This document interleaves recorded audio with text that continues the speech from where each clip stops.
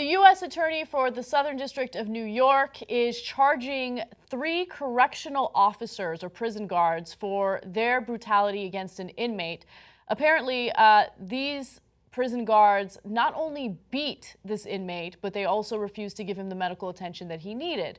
Now, the prisoner in question is Kevin Moore, and according to reports, they were torturing the inmate, they were using his hair as decorations, and they also faked their own injuries to justify the assault against him. Now, he was put into a prison, and he was only supposed to be there for one night before they moved him to Rikers.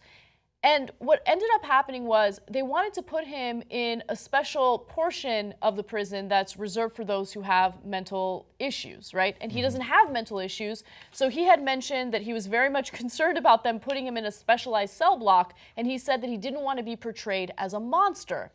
Well, after that happened, George Santiago Jr., Carson Morris, and Kathy Scott, these are the prison guards, beat the hell out of him, okay?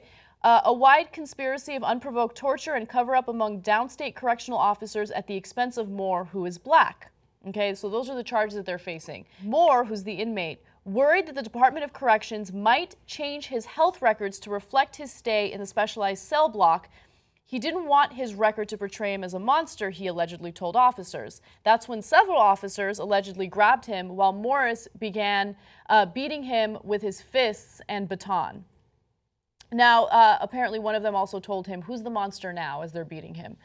For minutes on end, the officers allegedly punched and kicked him, first in the head, then in the groin after his pants slipped down. After Moore was moved from the pool of his own blood, Santiago, the prison guard, allegedly returned to the scene to collect some of his dreadlocks, which had been ripped out. Santiago wanted them as a trophy to decorate his motorcycle. As a result of this attack, the inmate had serious injuries, life-threatening injuries. He was hospitalized for 17 days. He had 5 fractured ribs, a collapsed lung, facial fractures in multiple places, severe contusions to the back, hand, leg, and foot. So it takes only the slightest little thing to set them off. Yeah. Because he didn't even call them monsters. He said, "I don't want to seem like a monster." Yeah. And so they're like, "Oh, okay, great. You want to see monsters? We'll show you monsters." Mm-hmm. What in the world? Why? He didn't even say anything about them. And then to me, like the facial fractures and the collapsed lung, those were the ones that really got to me. Because he obviously could have easily died from the collapsed lung. They didn't give him medical treatment for a long time afterwards, thereby increasing the chance of him dying. He's lucky he didn't die. And they beat his face so bad, they fractured different parts of his face. And all because what? I don't know, because I guess they're sadistic. Because this wasn't even like you didn't follow orders. This wasn't you disrespect. This was nothing. And these guys have a history of doing this over and over. And it drives me crazy every time we do one of these stories that we don't teach the Stanford Prison Experiment to every holding facility in America, to every jail, every prison, every warden, every guard.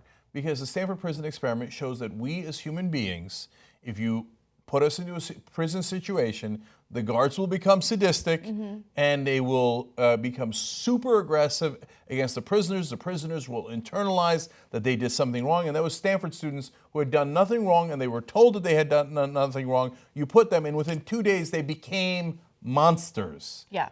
And so this is what happens all across the country all the time. Yet we never account for it, and every time we're like, wow, no. And a lot of people will say, no, he must have deserved it somehow. Yeah. But luckily in this case, at least there's justice, and the prosecutors are going after these guys. The prosecutors are going after them. I don't know if there's going to end up being justice. I don't know how this is all going to play out, right? What I do know is that public opinion regarding inmates is that they're throwaways of society that deserve whatever they get to them, right? They get treated like slaves where they literally have to do labor and get no money for it. And the reason why corporations do that is because, hey, we can outsource jobs to other countries or we can insource jobs in prisons and not have to pay workers a decent wage so they can live. So there's that component of it. And then there's the component of prison guards beating the shit out of inmates. There's the component of prisoners getting raped repeatedly on a regular basis basis, and nothing's done about that. Congress refuses to even address that issue or even vote on that issue.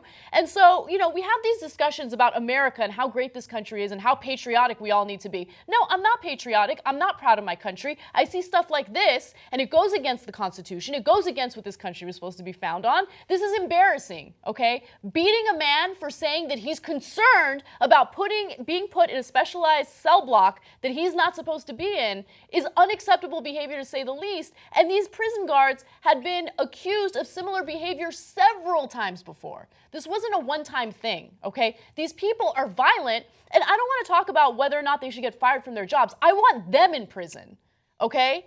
Any other human being beating the shit out of someone else like this would go to prison for a long time. But these prison guards get to do whatever the fuck they want, right? Because it's just a black prisoner. Who gives a shit about him? Yeah. Now, in this case, it's not justifying. They are charged with crimes, so they might wind up in prison. Then they're probably going to want more humane treatment of prisoners. And by the way, that happens all the time. Sometimes Republicans get caught doing bribery. Democrats get caught too. But Democrats already wanted prison reform, generally speaking. But the Republicans will come out and go, did you know how bad it is inside prisons? They're clowns. Yeah, no shit, Sherlock. Yes, we did. You were the one ignoring that. And they usually go to low security prisons, and even then they're freaked out by it. They don't go to these kind of prisons. Yeah. And so, again, no ability to empathize until it happens to them. Look, I take a slightly different take than you. I think America has great ideals. I think we should fight for those ideals. Of course, you agree that we should fight for those ideals. But I feel like we can get there if we are proud of those ideals and force everybody, to the best of our ability, to live up to those ideals and to bring justice and to bring rights, etc. And again, let's remember that the good news out of this is, yes, it's very belated. Yes, these guys did it many times before, but finally they are being charged. So there is at least an effort to seek out justice in this case. Yeah. And by the way, one final component of this story is that they wanted to justify what they had done to this inmate. And so they faked injuries in order to justify it. They said that he had attacked them, which is why they beat him to a pulp, right? So to create the appearance of a struggle, Santiago allegedly struck another corrections officer with his baton while Morris applied friction to the new wound, making it look more serious. And look, the reason why I'm bringing up this point, other than the fact that it's important for this specific story, is that we hear this argument by people in authoritative positions all the time. I had to shoot and kill the person, right? They attacked me first. And we just believe them. We just immediately believe them. And we never, ever give the person who was unarmed and shot to death the benefit of the doubt. Never. Even though they're not even here to, defend themselves. And let alone prisoners. Yeah. When you start a conversation about prisoners, man, they're already guilty, man.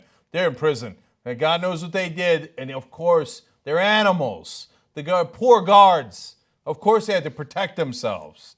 And so just next time anyone in authority tells you that something happened, maybe take it with a grain of salt and investigate a little bit and see if that's true or not.